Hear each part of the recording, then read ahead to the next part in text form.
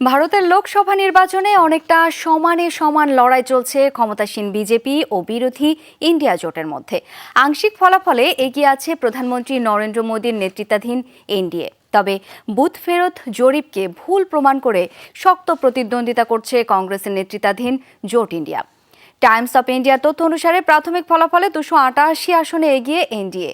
সরকার গঠনের জন্য দরকার 272 আসন। রাহুল গান্ধীর নেতৃত্বে প্রচার চালানো ইন্ডিয়া জোট এখন পর্যন্ত এগিয়ে 235 আসনে। স্বাস্থ্যকর অল টাইম ফ্যামিলি কেক, সব সময় অল টাইম হেলদি লাইফ। এবার লোকসভায় 400 আসন পাওয়ার লক্ষ্য ঠিক করেছিল প্রধানমন্ত্রী নরেন্দ্র মোদীর জোট। বুথ ফেরত জরিপেও ইঙ্গিত ছিল 350-র বেশি আসন পাবে এনডিএ। তবে মঙ্গলবার সকালে ভোট গণনা শুরুর পর পাল্টে যেতে থাকে চিত্র। বিজেপির শক্ত আসন হিসেবে বিবেচিত রাজ্যগুলোতে চমক দেখিয়েছে কংগ্রেস নেতৃত্বাধীন জোট।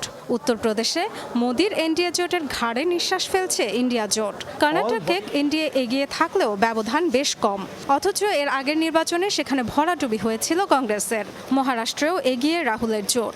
রাজস্থানে চলছে হাড্ডাহাড্ডি লড়াই। এখন পর্যন্ত যে ফলাফল তাতে পশ্চিমবঙ্গ, মহারাষ্ট্র, তামিলনাড়ু, কেরালা ও পাঞ্জাবে অনেক এগিয়ে বিরোধী জোট।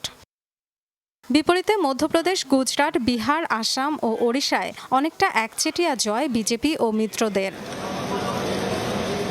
গত 19 এপ্রিল শুরু হয় সবচেয়ে বড় গণতান্ত্রিক দেশের ভোটের মহাযজ্ঞ। 1.5 মাস ধরে 7 ধাপের নির্বাচনের ভোটাভুটি শেষ হয় 1 জুন।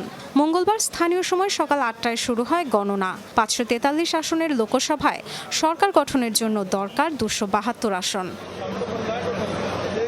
তৃতীয়বারের মতো মোদী সরকার নাকি ক্ষমতায় ফিরতে পারবে কংগ্রেস, তা জানতে অপেক্ষা করতে হবে সন্ধ্যা পর্যন্ত। Dorothy Tasrin, Jamuna news.